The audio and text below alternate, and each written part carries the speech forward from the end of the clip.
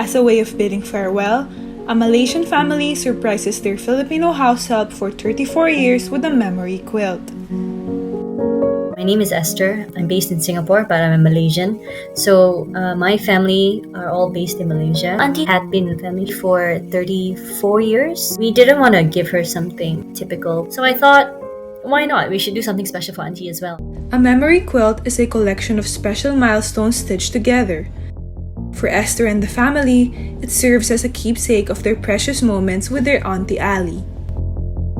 Quilting is actually a very traditional craft that is quite forgotten. It's not very common anymore.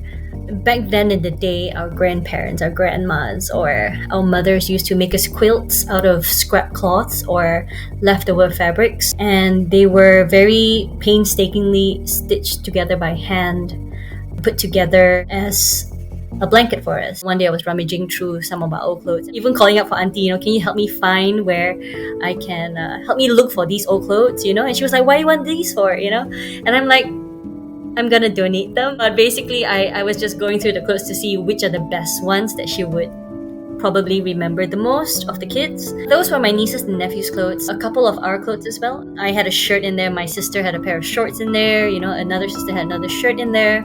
Mostly they were all my nieces and nephews because she's like a grandma to them now. My family and I left personalized message for Auntie, which I had sewn onto the quilt so that it's all integrated in there, right? It's literally a memory quilt. You look at it, you remember the kids, you remember the family, and it's like, even though we're miles apart, we're really not so far from her. She's always in our minds. Esther, her siblings, and even her nieces and nephews all grew up with Auntie Ali. Auntie has been in our lives for 34 years now, since I was a 2-year-old child. So needless to say, a bond was established at a very young age because my parents were very busy with their careers and supporting the family. She was like a second mother figure to us, and we respected her that way as well. Maybe it was because we were so young, we never saw her, or we never understood the concept of Auntie being there to serve us, but more like Auntie being there to help my parents to raise us. So we had never established, or as children we had never established, that sort of employer versus helper kind of attitude with Auntie. Because of that, I think we treated her like family. Auntie Ali is now 65 years old, and the time has come for her to retire and return home. Auntie is 65 now. She's quite old. She had been going through several health issues. I think she tried to break it to the family very slowly. For a few months before that, she would say stuff like, no, Auntie's going home already. I won't stay for long. We would just, shrug it off. And then, no, Auntie, you're staying with us forever. We're going to be taking care of you. And we want you to live with us, But Auntie being, I think, a very typical Filipino, she would not expect that. I think, because she's so humble, she will never expect that. She wouldn't expect that her employers would be there to serve or take care of her. And also employers, I would say, look at domestic helps very differently these days.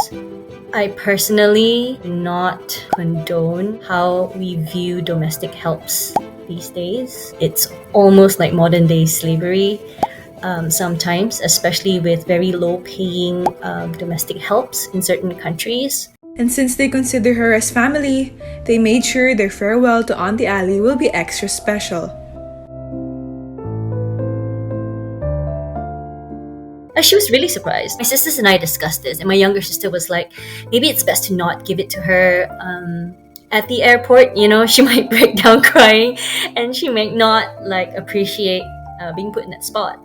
And so I decided to just, give it to her at home. When Auntie and I had some time to ourselves, some private time to ourselves, I decided to just hand her the quilt as a gift. That was maybe a month before she left. So when she received it, she was like, what's this? She obviously didn't expect it. And so when she realized what it was, she held it up and started crying. But Esther says they're planning to see Auntie Ali again soon. The plan was to fly her back for Chinese New Year next year. And so we're already in the process of trying to get her visas sorted, because if she does come back, hopefully she'll come back to Malaysia and she'll get to spend some time with us in Singapore as well before we send her back to Manila again.